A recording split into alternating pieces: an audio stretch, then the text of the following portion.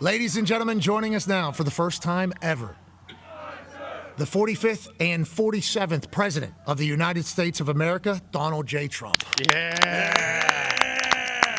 Mr. President. Hello, Pat. Hi, Pat. So most people would think with our show that this would be an impressionist of the president because no president would actually join us. But on this Veterans Day, we want to say, Mr. President, thank you so much for joining us. Well, thank you. And I'm only joining you because I hear you say such nice things about me from your very large audience. I've always heard you've said such nice things. So when people say nice about me, I join. When they don't say nice about me, I take a pass. Okay, that's not a bad way to look at things. You should see, I don't know how much you know about me. I feel very similar about how I treat people and operate people. Mr. President, let's talk about Veterans Day. Obviously, we're down here at Parris Island. I think we're the first show that has ever been broadcasted live from here. We're very thankful to be the only show that's currently on a military base, and we wanted to say our thanks, even though we're just sports stooges. For you, what does Veterans Day mean, especially now that you're Commander-in-Chief again? Well, to me, it means taking care of the veterans because they've taken care of us. And, you know, we have a 92% approval rating at the VA. And I just got back from making a speech. It was beautiful, the whole surrounding, the whole I don't know if you've got to witness it a little bit on television, but it was something. And the veterans have taken such good care of us. What I think of with the veterans is how do I take care of the veterans? And we've done a really good job. Doug Collins, as you know, is the secretary. And we have a tremendous approval rating. We do a couple of things. Number one, we allow veterans, if they have to wait online, we allow veterans to go see a doctor. We take care of the price. You know, the veterans before me had to wait online for, in some cases, not even believable, months.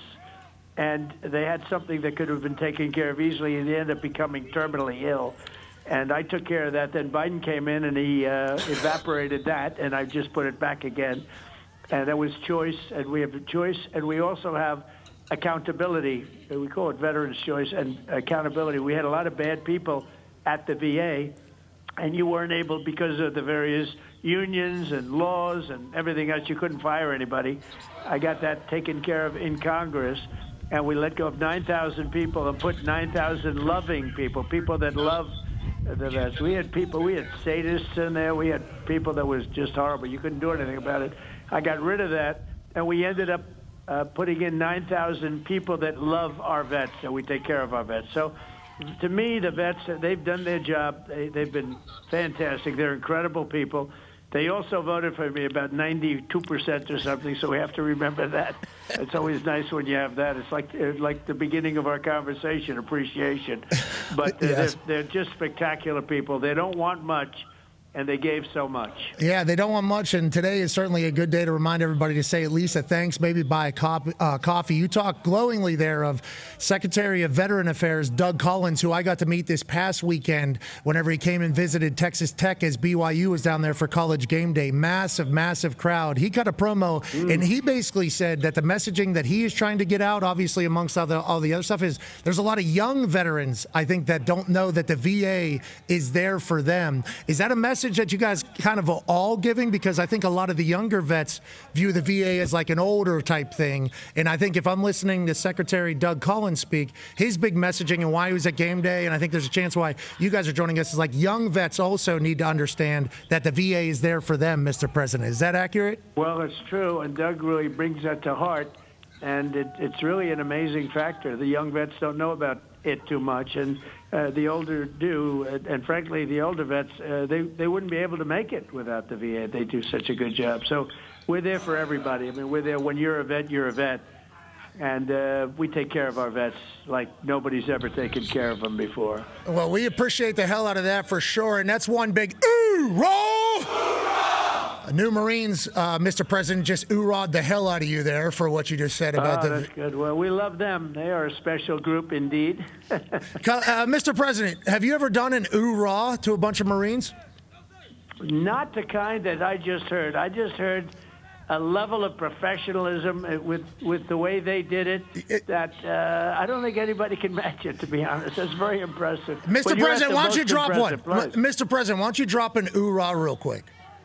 I will. Hoorah! Hoorah! Yes. Okay. We love everything about that. Let's pivot away from obviously all the great work that the VA and you all are trying to do for our vets and our military. Let's talk a little bit about sports, and we'll talk about our country. We all saw you fly over the Ryder Cup. Okay, we all saw the decision that was made while you were wearing golf cleats in the White House lawn saying, hey, the boys need us. We need to fly over there. Obviously, we don't get the win, even though Sunday ended up getting a little bit more of a fight than we thought. Are we ever going to be able to win a Ryder Cup going forward? How do we answer the questions that we have at USA Golf, Mr. President? Well, look, if you look at the Ryder Cup, and I play golf, and I guess a lot of people play golf, and some people understand and some people don't. But, the other team, they really sank a lot of putts. I mean, you're looking, and they're sinking 30-footer, 40-footer, 70-footer, just one after another. And it was interesting. It looked like it was over, and then Sunday, they almost came back. You have to give a big hoot to an opponent who dropped about a 6-foot putt. That was a big putt, that final putt. Well, that was a big putt, but that was very close. Look, I think they putted unbelievably. Really, they were unconscious with it. I really believe that was unusual because I've never seen so many long putts go in before. And I don't think, generally speaking, that would happen. Our team actually hit the ball a little bit better, hit more fairways. If the rough were longer, as an example, they were saying if the rough were longer, and you had a great captain of the American team, of both teams. You had a great captain of both teams. Of course. But if the rough were longer, it might have been a little bit different. But look, they're all great players, everyone. I know so many of them from both sides, and they are just very talented people. Why were the golf gods letting their putts fall and not ours, Mr. President? I don't know. I guess it was just our turn to, you speak. Somebody probably said the wrong thing, but the golf gods, they would not. Well, they almost came back on the final day. Yes, they did. Yeah, they gave us a little bit. They gave us a little bit of a show, Mr. President. Well, it looked pretty good. I'll tell you. It was looking pretty good. Well, pretty good. It was a hope and a prayer because going in, but to come that close you have to say, it was a pretty good comeback. Okay, absolutely. The American spirit fought on that Sunday, even though we need to win next time. The all-time leading tackler for the Green Bay Packers, A.J. Hawk, has a question for you, Mr. President. Yeah, Okay, he's a great player. That's true. I appreciate that, Mr. President. Obviously, you look around the NFL, there's a lot of great leaders that are coaches. Have you ever looked and thought, like, one of these guys, who would be a great president for the United States of America? We got Dan Campbell, we got Mike Vrabel, we got Matt LaFleur last night. You ever think of these guys? Nobody's saying him. Who could possibly be a great president? And by the way, they were, we had the great Philadelphia team here, and he's some coach too, by the way. Coach Sirianni, Paisan. He's great. They're all, you got a lot of talented people. I've often thought, strategy-wise, you see some of the good strategy. Every once in a while, you see some pretty bad strategy, too. We can name plenty of that. But you see strategy. I've often said we go out and we get the best 4 or 5 coaches, put them in a room. If you go into war, and you use them as because they do it. Ultimately, it's all about strategy. It's about attack. It's about, what angle. Give me the angle of attack. I'll bet you some of these coaches would make great warring generals, and I would say I would not be beneath doing that. You get 5 or 6 of those guys. I know some of them. They come to the White House every year with the winning team, the winning Super Bowl team. I've gotten to know them really through that. But you wouldn't lose badly if you did that. I'll tell you. They are tremendous guys, great leaders. Mr. President, can you tell me about your chat with foreign leaders about sports? Has it come up much? Because I believe that sports are like the great unifier. I think in the United States of America, obviously, you're in the middle of this world now, former businessman, dropped into politics. Everybody's going to yell at each other's face, basically, about a lot of things in your guys' world. You just hope for some progress and obviously make some magic happen. But sports, if you look at a stadium, and I think you mentioned it being a microcosm of life. If you look at a stadium, there's people from so many different backgrounds, so many different socioeconomic backgrounds, all coming together with different political beliefs, all rooting for their team to kick the other team's ass. I think it's one of the greatest unifiers on earth. Do you and world leaders talk about sports, the importance of sports, and have you ever thought about that as a concept of conversation? Well, I did it the other night with 2 very nice people, as you know, with the Fox broadcast, and it was a little bit of a blowout game, in all fairness, with the Commanders as opposed to the Redskins. What happened to the Redskins, by the way?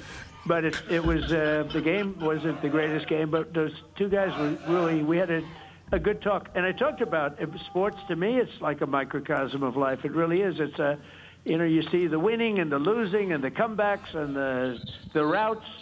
You see everything, and you see it quickly. You don't see it in over a lifetime. You see it over 2 hours.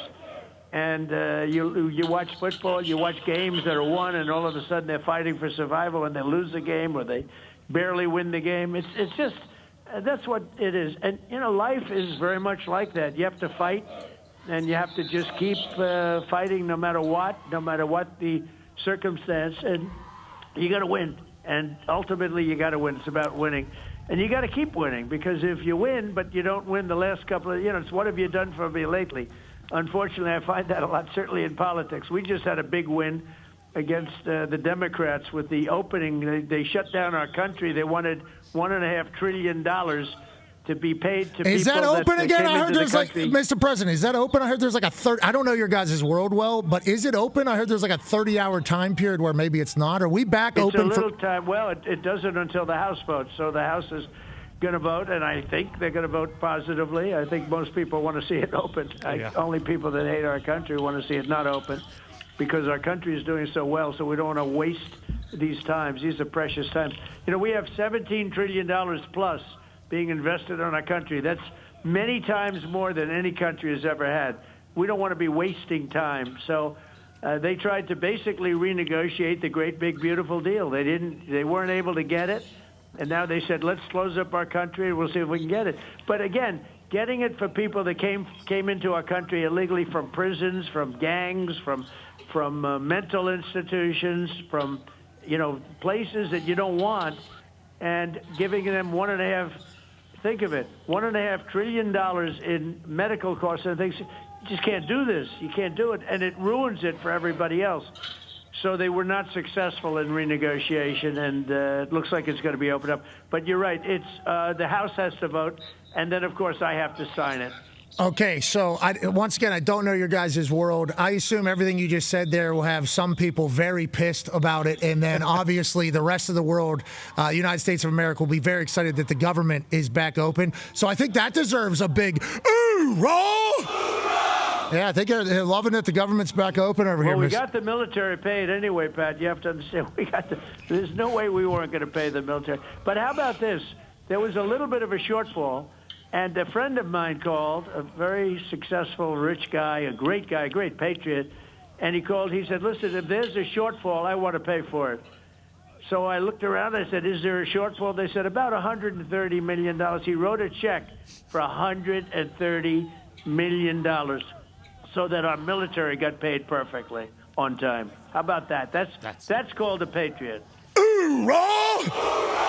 People are writing checks, these college football places to build up facilities and get players, not $130 million or whatever, but maybe for some building. Somebody saying, hey, does the military need it? We'll write the check today. That's awesome. That's private business coming together with the government to make things happen for the military. Happy Veterans Day for everybody that day. A couple more questions. Is that okay, Mr. President? I know you're very busy. Yeah, go ahead. Sure. You have a beautiful audience, so the answer is absolutely. Why not? Hey, why don't you give him another hoorah, Mr. President?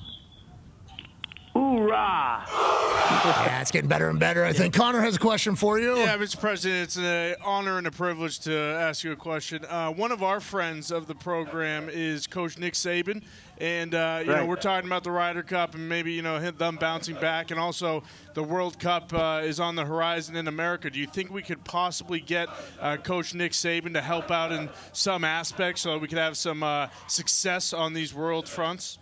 Nice. Well, I know him, and I got to know him because he brought his team to the White House. He had the team.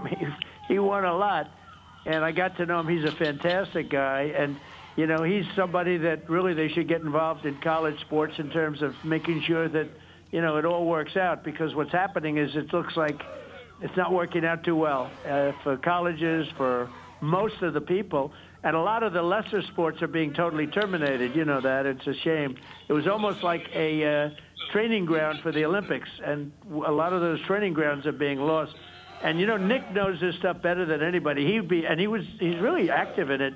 I think they ought to let Nick Saban take a good, strong look at it. And I can tell you, from my standpoint, I'd listen to what he has to say. But I know him well, and he's a fantastic guy. And what a great coach. Mr. President, he's not going to love it. You just signed him up for that job. He's not going to love it. That college sports.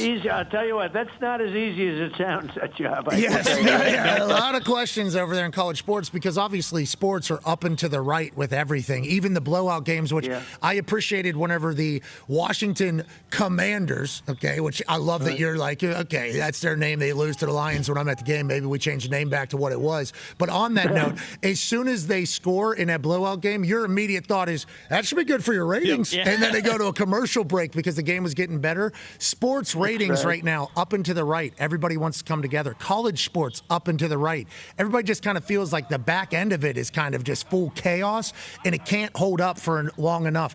I think if you were to get involved, and we asked Governor Jeff Landry from Louisiana about this as well, I think we do need some sort of government something, Mr. President, for the back end of college football. I think we all understand that the players deserve money. I think we all understand their value, but I think an actual market and guardrails would be something that would be really good. This could be something along with stopping wars and building in tariffs and $17 trillion. Maybe just put that on your desk. Go ahead and figure out the back end of college sports, Mr. President. Well, it is a very serious problem because even football, when they give quarterbacks $12 million, $13, $14 million, I read a couple of them, and all of a sudden you're going to see it's going to be out of control. And even rich colleges are going to go bust because you're not going to be able to do this. And, they had the old way. They gave scholarships and they did lots of good things. But, there could be some form of payment. But when they start bidding up the costs, look, the NFL and all teams, they have caps. You don't really have that in college sports. And when the guard comes along that weighs 350 pounds and he's phenomenal, and they say that's going to make the difference between having a great team and a lousy team, and they give him $10 million, that's going to start happening pretty soon. All of a sudden you're going to have like NFL-type payrolls, and I don't care how rich the colleges don't make that much money, even the most successful. So they're not going to be able to do this. Bad things are going to happen unless they figure this out. That's why a guy like Nick Saban, and I'd work with Nick, but a guy like Nick Saban and some others getting together because they're going to have to do something. Colleges can't afford it. And what they're doing, I don't want to use any particular sport because it's, degrading, but they are really terminating a lot of sports, sports of, you would call them lesser sports, but big sports, good sports, and sports where they have tremendous interest. They're getting rid of them. And frankly, the college football, it's very big. But as big as it is, if they don't do, some very powerful caps, these colleges are all going to go out of business, no matter how rich they are. I'm fascinated to see what 10 years from now looks like with college sports. And you said Coach Saban should be a part of it. We agree completely. He's going to say, you're a president, all right? You go ahead and do it. But anyways. He's going to say, no, you do it. You tell me I'm not doing that. Exactly. You know what? He's too smart to get involved in that. Yeah, exactly. He's golfing right now. Hey, Mr. President, he's golfing right now 2 times a week. He's got a little speaking circuit. He's selling Ferraris. He does college game day. Him and Miss Terry living good. He's like, you want me to go take on 1,300 student athletes and every business behind it? He would be perfect. Hopefully you're able to get to that. Last question here for you, Mr. President, comes from Ty Schmidt. Yeah, Mr. President, you've obviously been afforded the opportunity to go to some of the best sporting events, over the last, over your lifetime, I suppose. But we saw you, in the Yankees clubhouse on 9/11, which was awesome. A bunch of different big-time college football games, Army-Navy included. You were just at the Ryder Cup, obviously the NFL game. Is there one sporting event that either you haven't been to yet that you'd like to go to, or is there one where you, are thinking like, man, if I could have the opportunity to experience that for the first time again, I would love to do that? Well, you're going to see, I was able to bring in my first term, sign up the World Cup. So you're going to have the World Cup. And you're going to have the Olympics. I never did the Olympic thing, so we're going to have both the Olympics. I signed both of them up. I never thought I'd go to see him as president, but then we had an election that there was a little hanky-panky going on, as you say, and now all of a sudden I'm the president during those two. And then, of course, we have the 250th year, which, the anniversary thing, which is big. I do have to say, look, I like them all. I love sports, but I do have to say, and I'll probably get myself in a little trouble with this, I hate the kickoff. Oh, come on, Mr. President. That's weird. I think it's so terrible. I think it's so demeaning. And I think it hurts the game. It hurts the pageantry. I've told that to Roger Goodell. And I don't think it's any safer. I mean, you still have guys crashing into each other. And it's so, it's the opposite of what the game. The ball is in the air and nobody's moving. It's supposed to be when the ball is in the air, when the ball is played, you're supposed to be moving. It's a live ball, Mr. President. You walk in, and the pageantry of the game is so badly hurt. And I don't think NFL, they do what they want to do, but I don't think they'll change. I hope college football doesn't change because, the power of the kickoff was so beautiful. And now I don't want to say what it reminds me of because I'll get myself into big trouble. But it is not football. And I have no idea what you guys may disagree with me. I don't think it's going to help. No, Mr. President, this is how we feel. I feel as if they were just going to get rid of the kickoff and special teams as a whole. As a former punter and kickoff guy, anything to save the play, I'm on board with because they were on their way to kind of move it out. So this version of the kickoff kind of became like the last hope, basically, for the kickoff. But what you said about the original kickoff, I think every football person is like, yeah, let's go back to that, especially with onside kick capabilities and surprise onside kick capabilities. Oh, so good. Yeah, it was so good. Exactly. And now it's so bad. It's so bad. It's so unromantic, and it just is demeaning to football. I don't think they have a right to do that to the game. Right. The game is so important. I don't think the people that approve that, I don't think anybody has the right to do that to the game. And I hope college doesn't change, and I hope that someday the NFL will stop it and go back to football. Goodell has no idea. You got Kash Patel on the rolls right now to see if he's even allowed to change that kickoff in the United States of America. Mr. President, we appreciate your time. Do you have any final messages to the Marines that are around us and the veterans as a whole on this Veterans Day? Well, I just want to say hello to all of the guys and gals that are in your audience. They're fantastic. You just don't get any better, and we love our veterans, and I'm taking care of the veterans better than any president has ever done by far. Nobody's ever had those approval ratings at the VA like we have, and Doug Collins is devoting his life to it. It's the most important thing he's ever done. So I just want to thank everybody. Happy Veterans Day, and Pat, keep up the good work. We really appreciate it. I appreciate you, Mr. President. How about one last hoorah for the crowd? You want me to do another one? I'll do another one. Hoorah! Hoorah! You're the best. Ladies and gentlemen, that's President 45 and 47 of the United States of America, Donald J. Trump. Thank you, Mr. Trump. Mr. President. Thank you, everybody. All right. Thank you very much. Yeah, you too, Mr. President. See you later. Okay. That's outrageous. Holy shit. That was not an impressionist. It was actually Mr. President. I will like to say, though, for the immediate people that are going to be mad about that happening, as President of the United States, it's Veterans Day. He's the Commander-in-Chief. Obviously, if we have the opportunity to talk to him, we're going to. And he is hilarious. I mean, he is the way.